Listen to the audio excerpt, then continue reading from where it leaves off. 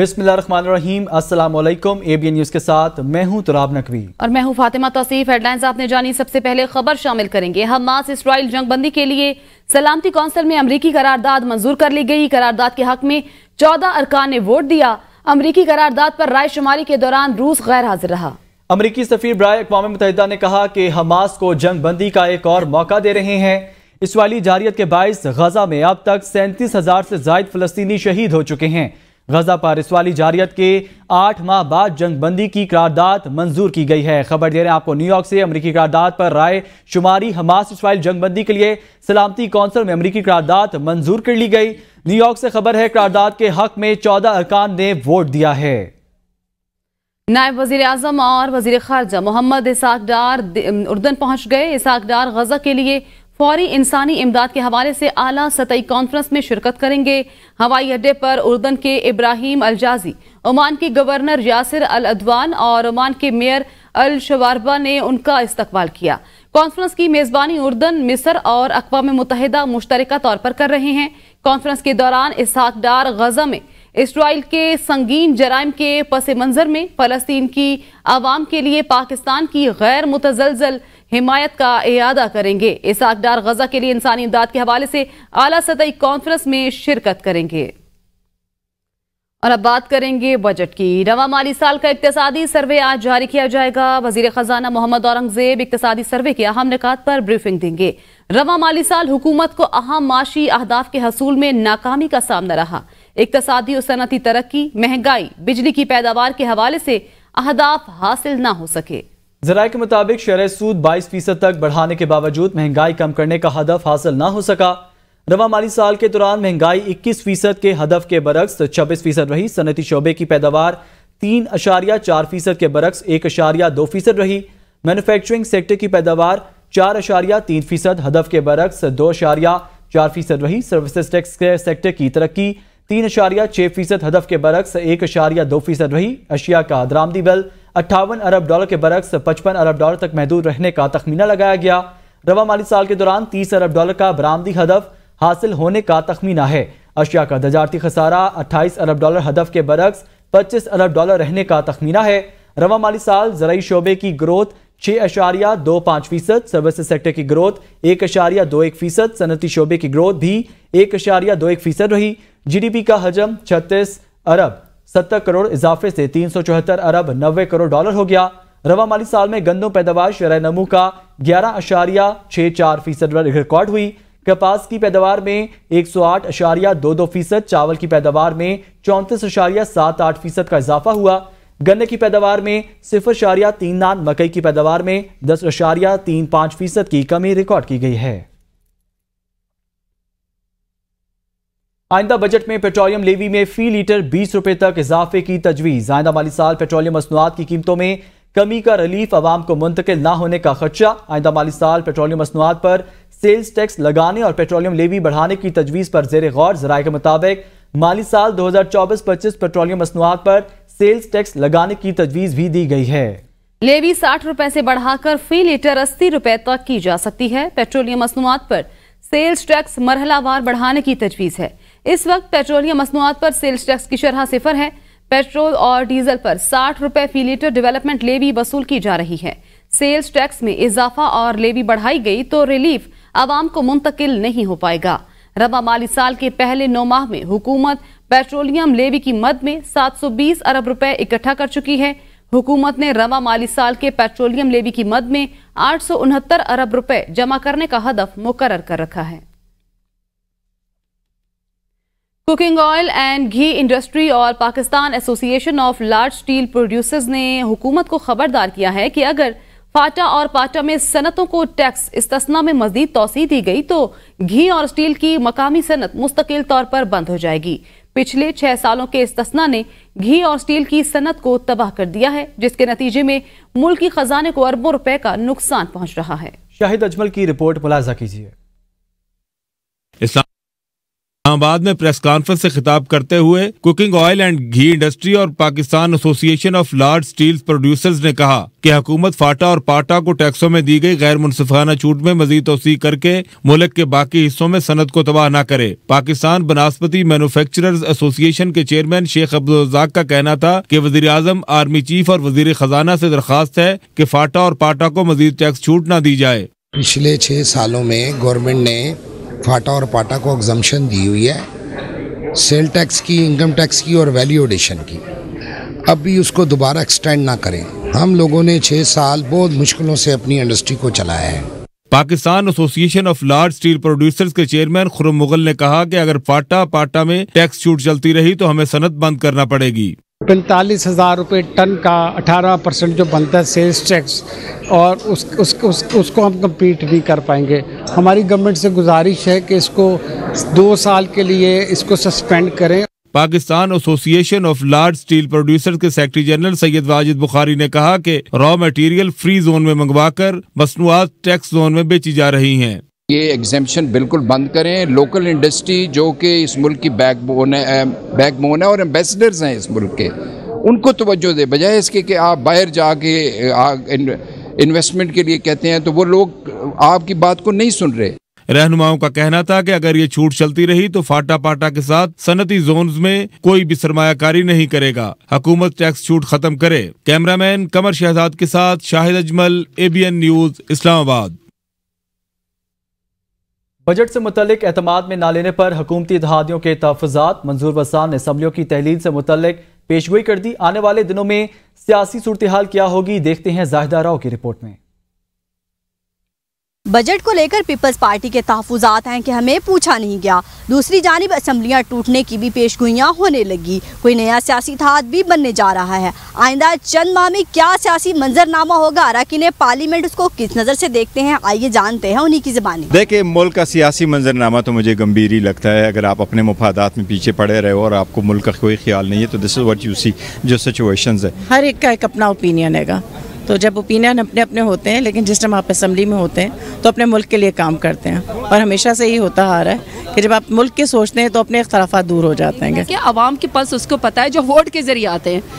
जो वोट के जरिए आए ही नहीं है, जो फॉर्म 47 के जरिए आए, उनको क्या पता हो कि आवाम के लिए क्या बजट बनाना है। एज अ पीपल्स पार्टी इत्यादि हम कोशिश कर रहे हैं कि चीज़ें स्मूथ हों, लेकिन गवर्नमेंट सुस्ती दिखा रही है, ख्वाह वो बजट के हवाले से हो, सेशंस के हवाले से हो, क्योंकि कुछ स्मूथनेस नहीं दिखाई दे रहा। और हुकूमत में शामिल जमातों के अराकीन का कहना है कि साथ लेकर चलना है तो तहफ़्फ़ुज़ात तो दूर करना होंगे, जबकि अपोजिशन का कहना है कि हमने तो पहले ही कह दिया था ये इत्तेहाद ज़्यादा देर चल नहीं पाएगा। कैमरामैन आकिब राना के साथ Zahida Rao, ABN news, parliament house, Islamabad.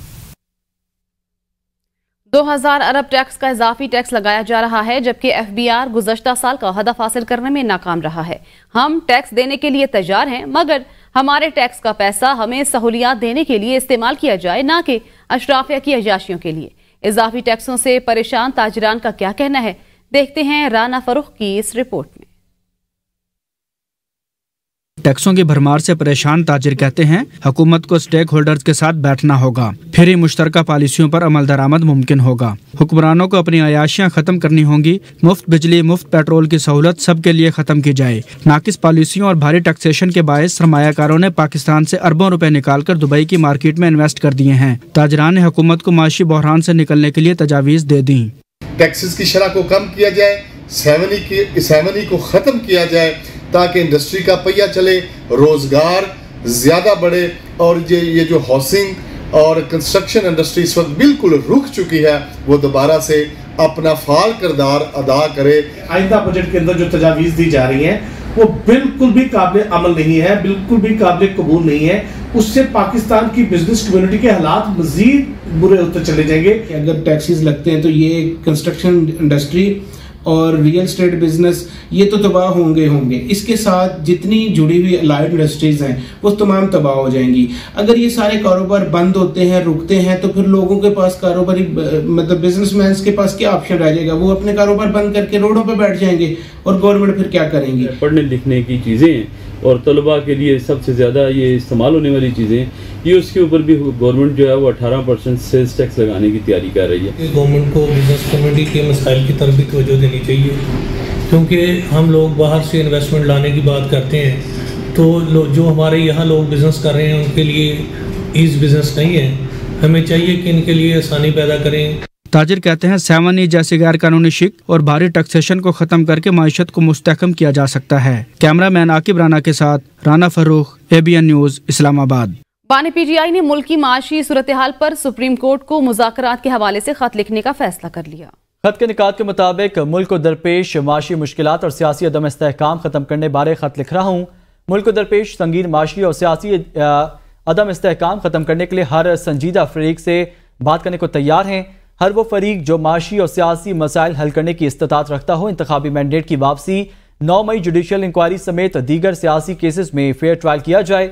बानी PTI ने खत का जरूरी मतन नोट करवा दिया। सुन्नी इत्तेहाद कौंसिल के अरकान का कौमी असम्बली से वॉकआउट। असद कैसर कहते हैं, क्या पंजाब में कोई मार्शल लॉ है? 4 दीवारी में कन्वेंशन करें तो उस पर पर्चे होते हैं। अपोजिशन लीडर को सरगोधा अदालत में पेशी के लिए अदालत के सामने रोका गया। ये किसी के बाप का मालिक नहीं है कि इस तरह चलाएं। हम इसके खिलाफ तहरीक इस्तेहकाक पेश करते हैं और वॉकआउट करते हैं। दीवारी के अंदर कन्वेंशन करे, उसके ऊपर पर्चे, बलूचिस्तान में हमारे लोगों को पर्चे, और हमारे लीडर ऑफ द पोजीशन अगर जाए उसको अदालत में ना जाने दे। स्पीकर साहब, मैं आपकी अटेंशन चाहता हूं, किस कानून के तहत उसको रोका गया? हम इसकी मजम्मत करते हैं। ये बहुत जुल्म है, इस तरह मुल्क नहीं चल सकते। ये मुल्क में कानून और आइन को जिस तरह रोंदा जाते हैं, ये किसी का बाप का मुल्क नहीं है कि इस तरह चलाएं। सेनेट में कायदे हस्ब इख्तिलाफ सेनेटर शिबली फराज के घर पर CDA की टीमें बगैर ऑपरेशन वापस आ गईं। तजावुजात के खात्मे के लिए CDA की टीमें शिबली फराज के घर ऑपरेशन के लिए पहुंची।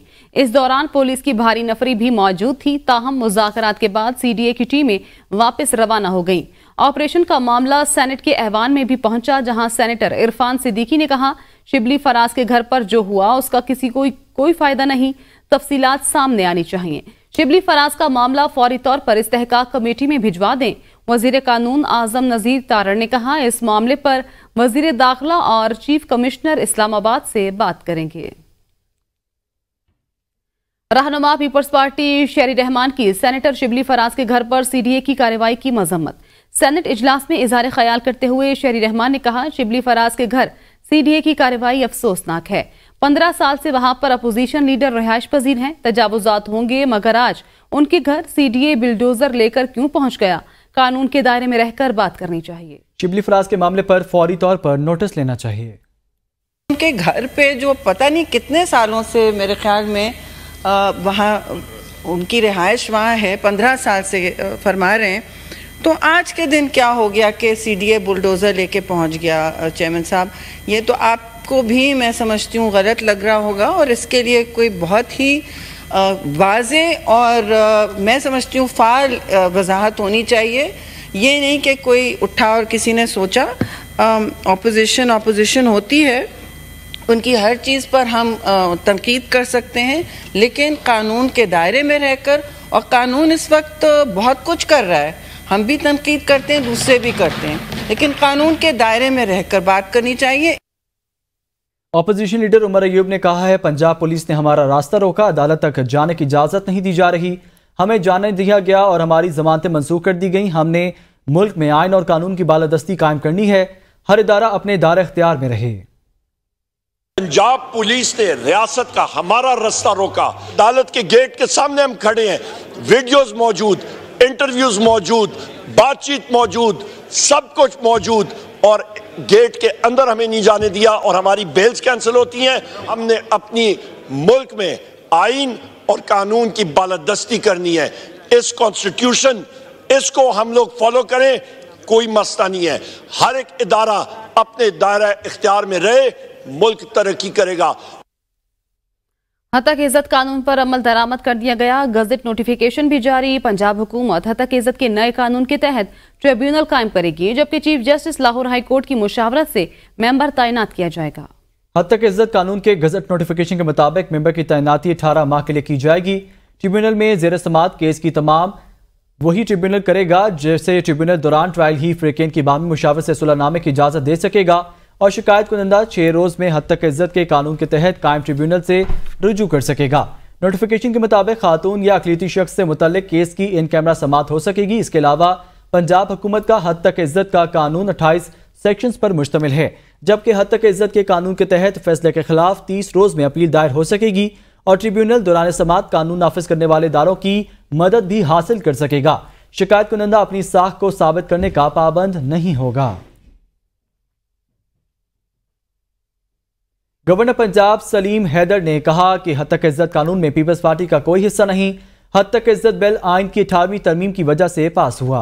दुबई में सहाफियों से गुफ्तगू करते हुए गवर्नर पंजाब सलीम हैदर खान का कहना है कि पीपल्स पार्टी के MPAs ने हद तक इज्जत कानून के मौके पर कार्रवाई का बायकॉट किया था और मैंने बहसीयत गवर्नर बिल को रोकने की कोशिश की। उन्होंने कहा कि मैंने बिल पर दस्तखत नहीं किए थे। 15 दिन बाद हद तक इज्जत बिल अज खुद मंजूर हो जाना था। इस्लामाबाद हाईकोर्ट ने शायर फरहाद अली शाह जबरी गुमशुदगी को मज़े का खेज करार दे दिया। अदालती फैसले में कहा गया कि सैयद फरहाद अली शाह को बाहिफाजत घर पहुंचने तक जबरी गुमशुदा फर्द करार दिया जाता है। इस्लामाबाद हाईकोर्ट के जस्टिस मोहसिन अख्तर कियानी ने शायर फरहाद अली की बाजियाबी से मुतल्लिक दरख्वास्त पर तहरीरी फैसले में कहा गया कि अदालत इस नतीजे पर पहुंची है कि फरहाद अली शाह को जबरी तौर पर लापता किया गया है।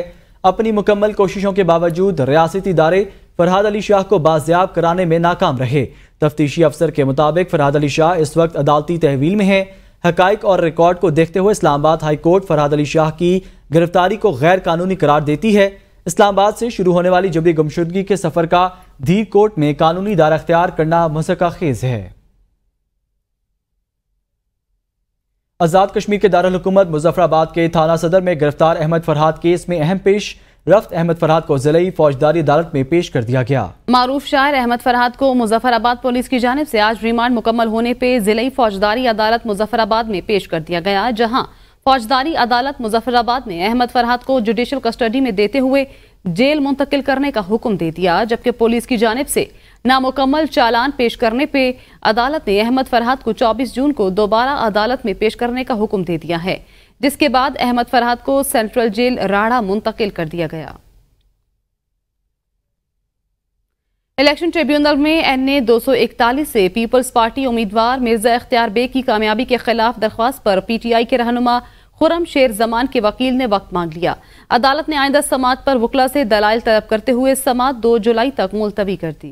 सिंध हाई कोर्ट में कायम इलेक्शन ट्रिब्यूनल में PTI से मुताल्लुक रखने वाले आजाद उम्मीदवार खुरम शेर जमान की जानिब से दायर NA 241 से पीपल्स पार्टी उम्मीदवार मिर्जा इख्तियार बेग की कामयाबी के खिलाफ दरख्वास्त की समात हुई।